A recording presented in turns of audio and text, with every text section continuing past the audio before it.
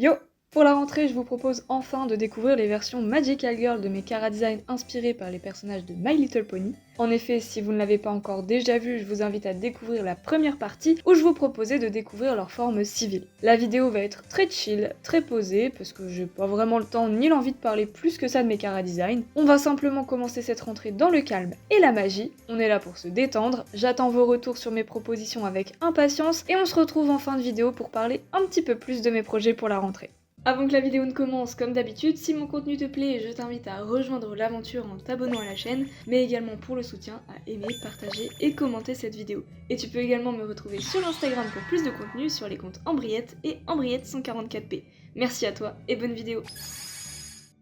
Comme d'habitude, pour commencer, j'ai effectué quelques recherches préparatoires afin d'illustrer un peu plus concrètement l'idée que je me faisais de la transformation de chacun des personnages. Mais cette fois, en plus des habituels moodboards que je vous invite à admirer dans le détail en mettant pause à la vidéo, je me suis concentrée sur la création des accessoires et sur le nom que portent les alter-ego magiques. Cela m'a permis de dégager d'une part une esthétique commune, un concept pour leur transformation Magical Girl qui ici s'articule plus ou moins autour de figures de la cour royale, avec la princesse, le bouffon, le valet, la duchesse, le sage et le chevalier. Puis, dans un second temps, de définir une esthétique individuelle en m'attardant sur la réflexion autour des pouvoirs et donc des armes et de la fonction de chacune. J'ai alors dans un premier temps élaboré le design du compact de transformation reprenant la forme d'une étoile associée directement à Twilight Sparkle. Chaque compact varie en fonction d'à qui il appartient. Pour activer leur transformation, nos 6 héroïnes ont juste à y placer au centre leur marque de beauté. Il existe 6 éléments d'équilibre, mais seuls 5 sont connus. La bonté, la dérision, la générosité, l'honnêteté et la loyauté. Le 6e reste un parfait mystère. Pour la forme Starlight Princess de Twilight, je me suis inspirée à la fois de Magical Girl aux allures de princesse comme Sailor Moon sous sa forme Serenity, mais aussi de Magical Girl connotant plus les sorcières comme certains outfits qu'a pu porter Sakura. En effet, j'ai pensé que comme Twilight semble ignorer ses origines royales, il était peut-être intéressant de cacher sous une silhouette un peu plus witch une tenue délicate et raffinée de princesse. Je ne voulais pas quelque chose de trop extravagant ou abondant de luxe, car il me semble que ça ne correspond pas vraiment au caractère de Twilight, donc cette robe reste très discrète et surtout très rapprochée de l'esthétique un peu plus classique de la tenue Magical Girl. Et puisque Twilight est une fille très discrète et qui n'aime pas vraiment être au centre de l'attention, je l'ai cachée sous une immense cape dotée d'ailes d'ange qu'elle apprendra à déployer et utiliser plus tard dans l'histoire. J'ai surmonté sa coupe d'un diadème discret et j'ai légèrement modifié le design de ses lunettes que j'ai finalement conservé pour sa forme transformée. Le pouvoir de Twilight est selon moi lié à la lumière et au savoir, alors je l'ai doté en tant qu'arme magique du fameux grimoire qui lui a conféré ses pouvoirs, associé à un stylo à l'aide duquel elle y inscrit de nombreux sorts lui permettant d'aider ses amis à combattre les forces du mal.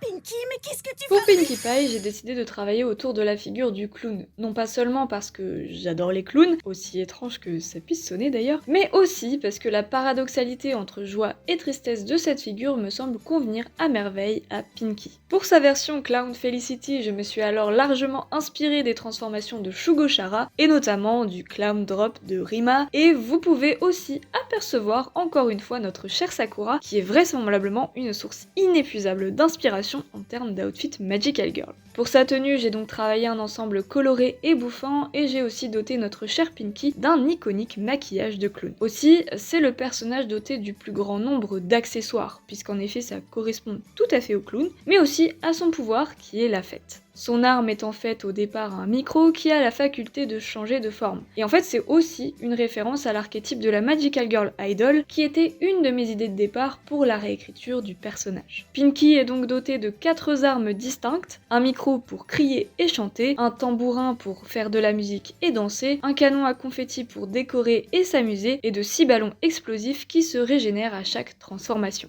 Pinky est finalement surtout un élément motivant pour l'équipe, même si ses attaques, souvent maladroitement exécutées, peuvent se montrer dévastatrices.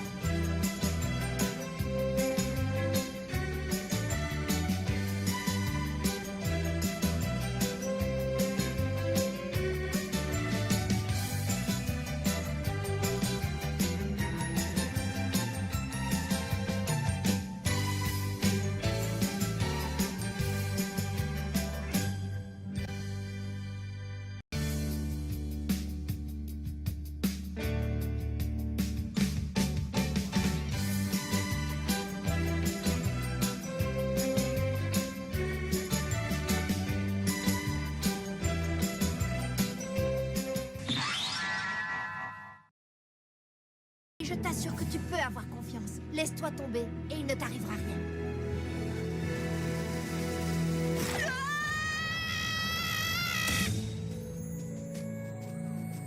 La forme Sunrise Valet d'Applejack est certainement la Magical Girl qui m'a pris le plus de temps à élaborer, et pourtant, parmi toutes mes planches de recherche, je crois que c'est celle qui ressort déjà la plus affirmée dans l'idée de départ. En effet, pour Applejack, je voulais absolument travailler un costume à pantalon parce que c'est ce qui correspond le mieux à son personnage, et en plus, c'est vraiment pas courant pour les transformations Magical Girl, et c'est d'ailleurs bien dommage. Je me suis donc sentie très inspirée à la fois par la version Andy Million du futur de Mamoru dans Sailor Moon, mais aussi par Utena et Lady Oscar. Comme Applejack est un personnage très dévoué et serviable, il m'a tout de suite semblé logique qu'elle se rapporte à la figure du valet, comme la protectrice directe de Starlight Princess. Et ça me fait penser que bien que j'ai réfléchi les noms des alter ego en anglais parce que c'est souvent le cas dans les Magical Girls, bah pourtant, le nom de Sunrise Valet, je le préfère en français. Genre, valet de l'aube. Ça sonne bien, non ?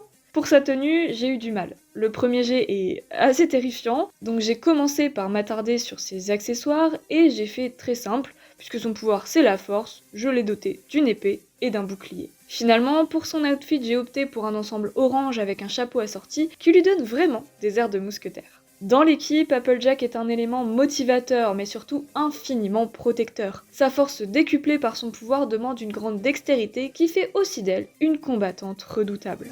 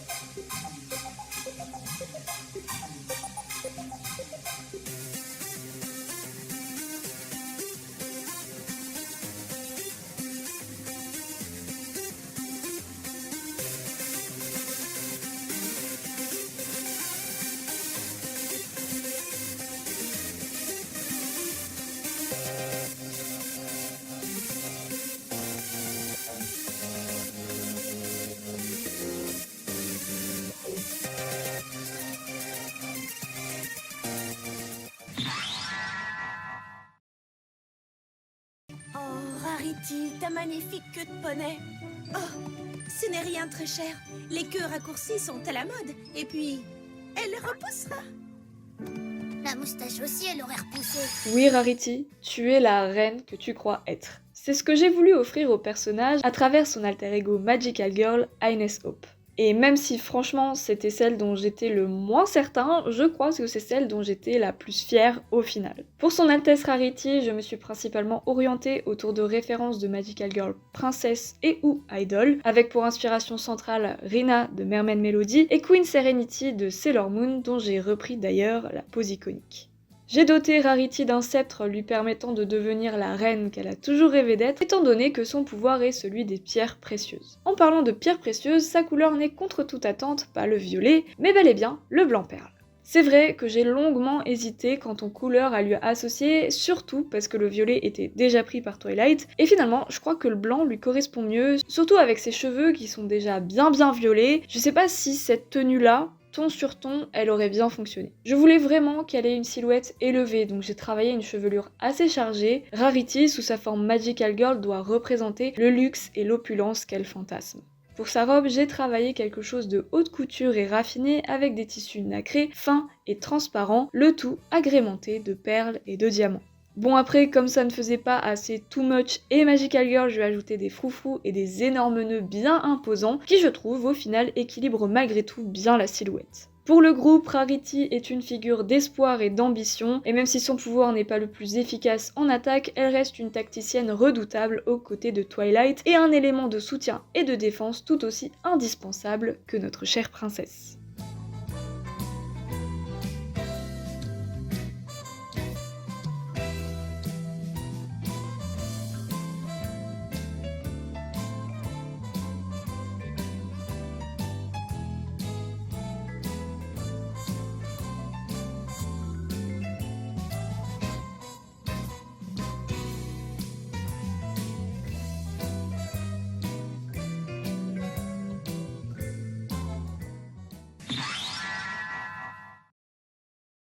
T'es un gentil petit chaton tout mignon. Mais oui, t'es gentil. Oh oui, t'es trop mignon.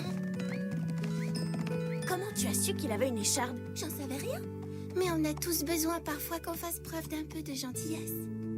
Pour la tendre Fluttershy sous sa forme Wise Heart, j'ai été inévitablement inspirée par des Magical Girls proches de la nature et ou aux allures angéliques comme la forme Séraphique Charme d'Utaou dans Shugochara. Ce qui a été le plus difficile à définir pour Fluttershy, c'était son arme, parce que je la vois pas trop se battre violemment contre ses ennemis, étant donné qu'elle est plutôt peureuse et hyper douce et calme. Et je me suis dit qu'il serait marrant que son accessoire magique semble de prime abord tout à fait inoffensif et qu'il réagisse à sa colère. En effet, son filet à papillon n'est pas comme les autres. Il devient gigantesque quand la goutte d'eau fait déborder le vase et lui sert à envoyer ses ennemis dans un espace spatio-temporel distordu, infini et surtout duquel on ne peut plus jamais sortir. Un pouvoir bien terrifiant et surtout hyper cheaté, mais qui ne se déclenche que très rarement au vu de la patience légendaire de cette dernière. Pour sa tenue, j'ai essayé de mixer une esthétique féerique et angélique, lui donnant l'aspect d'une énorme fleur. Le flot en forme d'aile de papillon dans son dos peut lui permettre de voler,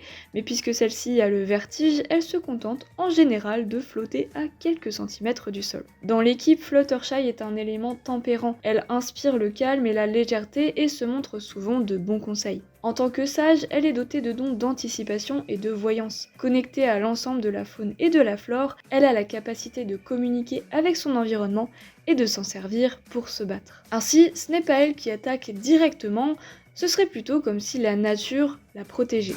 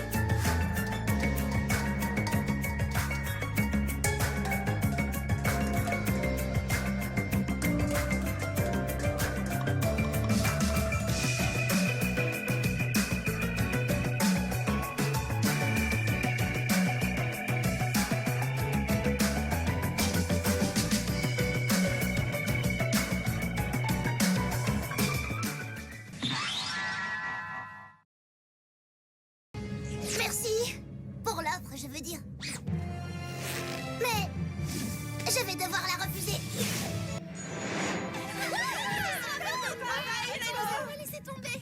Vous voyez, je ne laisserai jamais tomber mes amis.